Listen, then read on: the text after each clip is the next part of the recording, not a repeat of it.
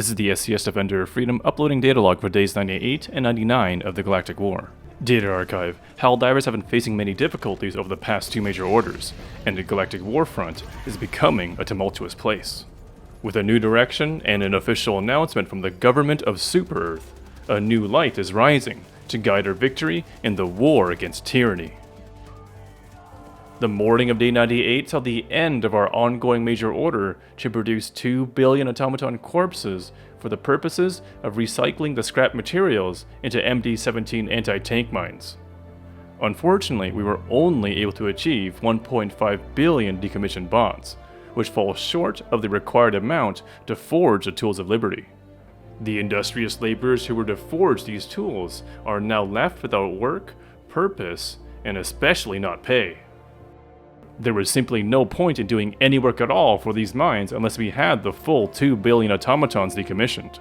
For this reason, we have since placed all of the 1.5 billion useless scrap toasters into our galactic landfills.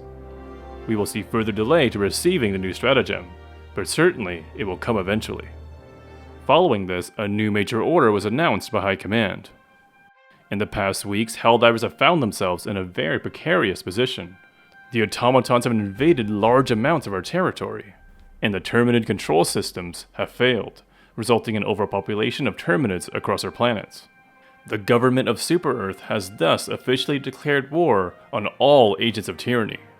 This means that the installation of the Terminid control systems, the 54 days of bloodshed in Levelin Creek, the attempted complete eradication of the automatons, the defense against the automaton reclamation, and the shutdown of the TCS and outbreak of the Meridian supercolony were all up until this point simply special military operations. Though this means that this would mark day 1 of the Second Galactic War, for continuity in the data logs, we will continue to use existing numbering, counting from the beginning of the remobilization of the Helldivers.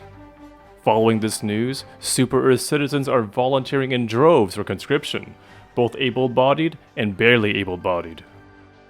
With the large number of new eager volunteers, we require training space to upskill these recruits. Massive new training facilities are being constructed on some of our lower population planets, and our objective for this major order is to protect these planets until the construction of these facilities is complete.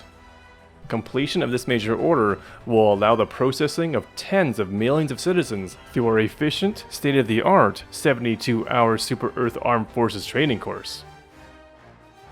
To complete this major order and establish these training facilities, we must maintain control of Vernon Wells, Acer Pass, Angel's Venture, and Heath. Helldivers must divide across both fronts to hold our ground to establish the training facilities. Early on day 98, we saw a Terminid outbreak on Angel's Venture, which resulted in loss of control of the planet and liberation reduced to 73%. The Meridian supercolony continues to launch spores that possess enough energy to rocket through the cosmos at speeds unthinkable for organic matter. It then navigates the vacuum of space, casually shrugging off intense cosmic radiation, and gracefully manages re-entry into new planetary atmospheres. On the automaton front, the Socialist Cowards also launch a new attack in Vernon Wells. This will be the 6th time the bots have attacked this planet. It is suspicious that they continue to try to gain control over the planet that was once our forward base. If it weren't for the fact that toasters are non-sentient, I might think that they'd be up to something. The desert planet Errata Prime also saw a new Terminid attack, and unfortunately very few Helldivers jumped at the system to its rescue. This of course had nothing to do with the horrible conditions on the planet. At this time, Helldivers were focused on their efforts on protecting the planets assigned to the major order. Throughout day 98 into day 99, Helldivers decided to split their efforts across Vernon Wells and Angel's Venture, and significant progress was made simultaneously on both fronts, a feat we have not yet seen before in this war. The liberation of Angel's Venture and the successful defense of Vernon Wells was only 2 hours apart. Following these two victories, we have maintained control of all 4 planets required for the major order after the first day. During the liberation of these 2 planets, a new outbreak also occurred on Fenrir 3. This reduced its liberation to 88%.